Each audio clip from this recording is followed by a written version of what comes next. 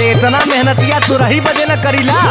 हाँ तो सुनियो ला बहुत होइबा तो प्यार के न रस पाइबा रात से जिया पे रजऊ तो रस जइबा।